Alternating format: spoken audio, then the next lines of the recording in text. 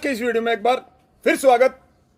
आज का विषय है 6C फॉर सक्सेस। सफलता प्राप्त करने के लिए हम किन 6 कदमों को अपने जीवन में उतारें ताकि हम जो भी कार्य करना चाह रहे हैं उसमें सफलता प्राप्त हो। उसमें जो पहला C है वो है कमिटमेंट। कमिटमेंट का मतलब आपने वादा कर लिया, किसी चीज़ को कमिट कर दिया, आपने कमिटमेंट कर दिया। और कमिटमेंट दूसरे से नहीं करना है, अपने स्वयं से करना है। आपने स्वयं से कमिटमेंट कर दिया कि मैं ये काम इतने समय में इस दक्षता का, इस गुणवत्ता का करूँगा। ये आपने कमिटमेंट कर दिया। एक एग्जांपल लेते हैं। सपोज कीजिए आपके हैंडराइटिंग खराब है, हस्तलेख आपका खराब है, और आपने वादा कर लिया, कमिटमेंट कर लिया अपने आप से कि मैं 3 महीने के अंदर मेरी हस्तलेख बहुत अच्छी गुणवत्ता की कर दूंगा। अब क्योंकि आपने कमिटमेंट कर दिया और उसके ऊपर फिर आप कार्य करना चालू कर रहे हैं। कमिटमेंट करने के बाद में कुछ समय बाद में आप में और विचार आ सकते हैं। बोले मैंने कमिटमेंट गलत कर दिया, मेरे से हो नहीं सकता, हैंडराइटिंग सुधारने से क्या फ़ायदा। और बोले अब कॉलेज लेवल में आ गया, बाकी साथी क्या कहते हैं कि अब कोई हैंडराइटिंग सुधरेगी क्या, पके हुए घड़े के कोई मिट्टी लगेगी क्या। तो ये ऐसे विचार आपके अंदर आने लगेंगे। लेकिन यदि आप इन विचारों को दूर कर दोगे तो, और क्विट नहीं करोगे, आप भागोगे नहीं, जो आपने वादा किया उससे मुकरोगे नहीं, तो आपके अंदर दूसरा C डेवलप होगा, वो है करेज। साहस डेवलप होगा आपके अंदर।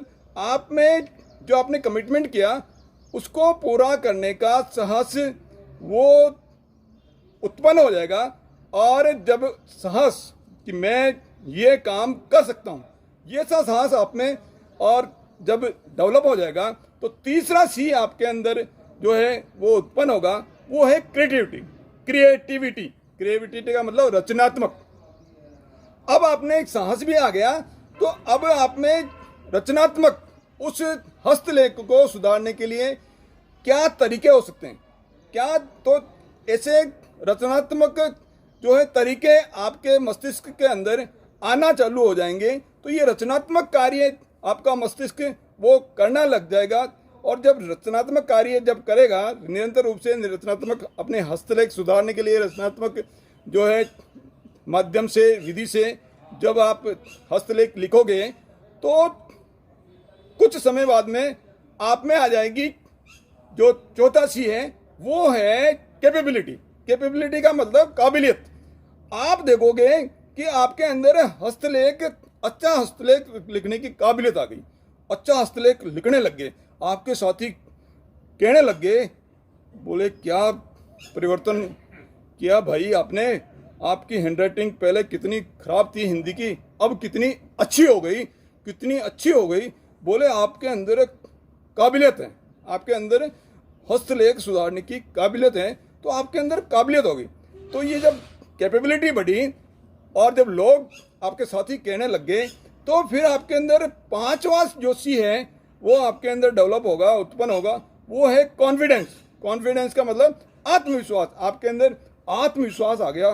बोले मैं जब ये हैंडराइटिंग कितनी खराब थी हिंदी की और मैंने सुधार ली, इसका मतलब मैं कोई भी कार्य कर सकता हूँ, जो मेरे को नहीं आता है मैं सीख सकता हूँ। तो आपके अंदर आत्मविश्वास हो गया। बाकी चीज़ें भी आपको सुधारने की जो है आदत आपके अंदर धीरे धीरे पड़ जाएगी। तो आपके अंदर हिंदी के जो हस्तलेख सुधारने का आत्मविश्वास पैदा हो गया। और जब आत्मविश्वास आपके अंदर आ गया, बोले मैं हिंदी की हैंडराइटिंग जब मैंने सुधार दी, तो अब कंटिन्यूटी लिखना, जो छठा C है वो है कंटिन्यूटी का मतलब निरंतरता, लगातार कंसिस्टेंसी। तो कंटिन्यूटी आ गई आपके अंदर। जब कंटिन्यूटी आ गई तो बोले अब मैंने हिंदी की हस्तलेख सुधार ली और अब मेरी इंग्लिश की हैंडराइटिंग भी खराब है, तो उसको भी मैं सुधार दूंगा। अभी आपने क्या किया, कंटिन्यूसली किया। आपने नई चीज़ सीखने के लिए क्या किया, कंटिन्यूटी लिखी। तो कंटिन्यूटी में वापस आपने क्या किया, अब आपने इंग्लिश की कैपिटल जो लेटर्स है उसका हैंड राइटिंग आपने सुधारने का जो है वो कमिटमेंट किया। कमिटमेंट के बाद में फिर आपने करेज आ गया, करेज के बाद में आपने क्रिएटिविटी आ गई, क्रिएटिविटी के बाद में कैपेबिलिटी आ गई, फिर कॉन्फिडेंस डेवलप होगा, फिर कंटिन्यूटी आपकी आएगी। अब फिर कंटिन्यूटी आपको रखने के लिए आपको क्या करना पड़ेगा, आपने भी सोचा, मैंने मैंने हिंदी की हैंड राइटिंग सुधार ली, इंग्लिश में कैपिटल लेटर्स की हैंड राइटिंग बहुत अच्छी कर ली, अब मैं इंग्लिश के अंदर जो स्मॉल लेटर्स हैं, जो कर्सिव राइटिंग है, वो राइटिंग में आपको सुधार के रहूँगा। तो उस अब आपने कमिटमेंट कर दिया क्या, इंग्लिश जो फ्लुएंटी जो स्मॉल लेटर्स की राइटिंग वो सुधारने का आपने कमिटमेंट कर दिया। फिर आपने कमिटमेंट किया तो फिर वही commitment, courage, creativity, capability, confidence, then continuity.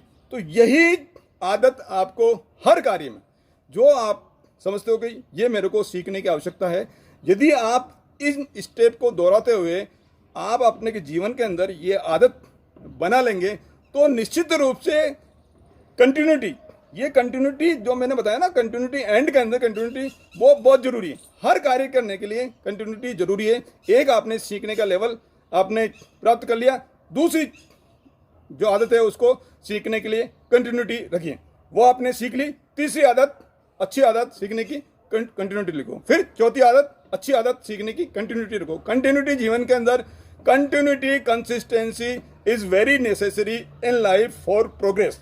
तो ये जो 6 पॉइंट हैं उनको ध्यान में रखते हुए हम सभी प्रोग्रेस करते रहें और बहुत अच्छा जीवन व्यतीत करें। इसके साथ में आपको बहुत बहुत धन्यवाद, मेरे साथ बने रहने के लिए बहुत बहुत धन्यवाद। इस वीडियो को लाइक कीजिए, शेयर कीजिए और चैनल को सब्सक्राइब कीजिए। बहुत बहुत धन्यवाद।